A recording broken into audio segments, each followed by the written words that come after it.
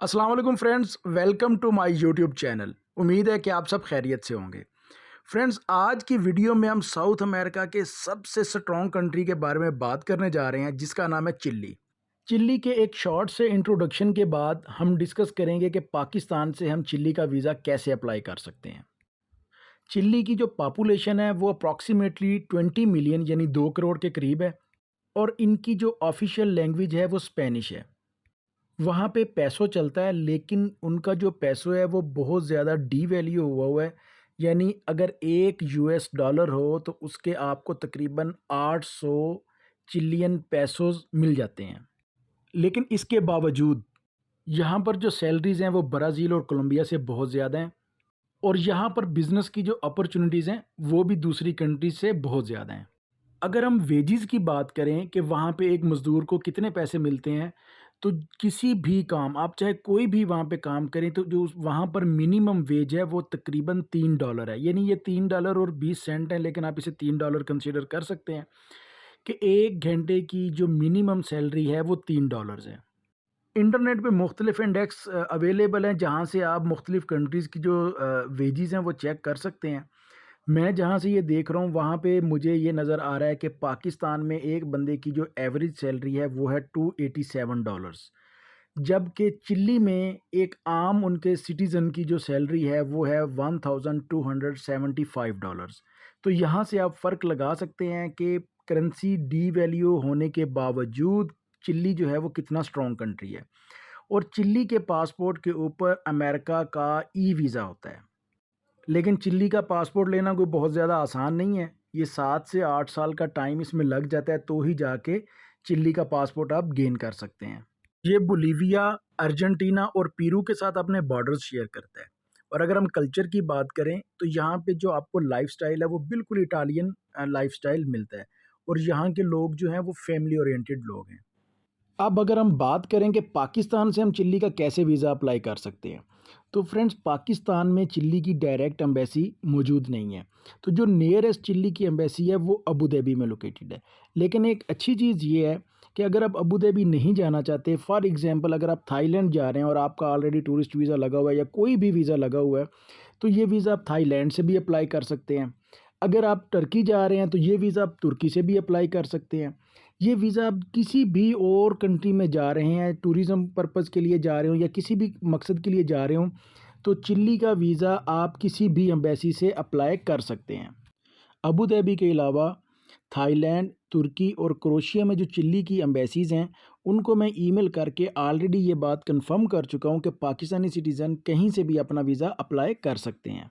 Chilli का visa apply करने के लिए आपके पास तमाम ज़रूरी डॉक्यूमेंट्स होने चाहिए जो हम दूसरे वीज़ों के लिए इस्तेमाल करते हैं, जैसे आपकी पिक्चर है, पासपोर्ट है जिसकी वैलिडिटी 6 मंथ से ज़्यादा हो, आपकी बैंक स्टेटमेंट है। बैंक स्टेटमेंट याद रखिएगा कि कम से कम उसके बीच में 2 मिलियन बैलेंस होना चाहिए, यानी 20 लाख रुपए उसमें होने चाहिए।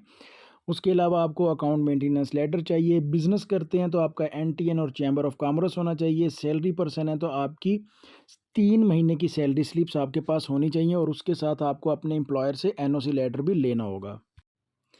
कवरिंग लेटर आपको चाहिए। उसके बाद आपको फ़्लाइट टिकट, होटल बुकिंग चाहिए। अच्छा, होटल बुकिंग से मैं आपको एक और चीज़ ये कन्फर्म कर दूं कि चिल्ली का वीज़ा आप विदाउट इनविटेशन लेटर भी अप्लाई कर सकते हैं। इनविटेशन के बगैर भी चिल्ली का वीज़ा 100% लग जाता है, लेकिन उसके लिए ये ज़रूरी है कि कम अज़ कम आपकी 2 कंट्रीज़ की ट्रैवल हिस्ट्री हो।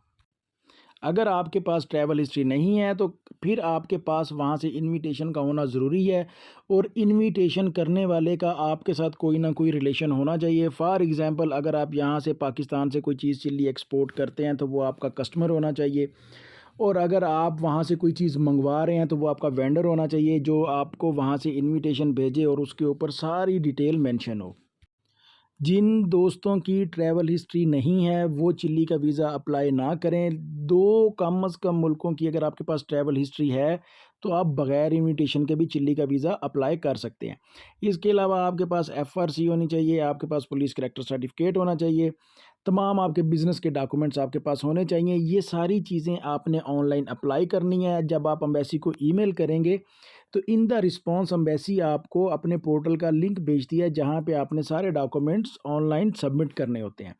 तो कुछ दिनों के बाद जब एम्बेसी आपके डॉक्यूमेंट्स को स्टडी कर लेती है तो फिर वो आपको इंटरव्यू के लिए बुलाती है। फॉर एग्ज़ाम्पल अगर आप थाईलैंड से अप्लाई करेंगे तो आप थाईलैंड जाएँगे इंटरव्यू के लिए, अगर आप अबू धाबी से अप्लाई करेंगे तो फिर आप अबू धाबी जाएँगे।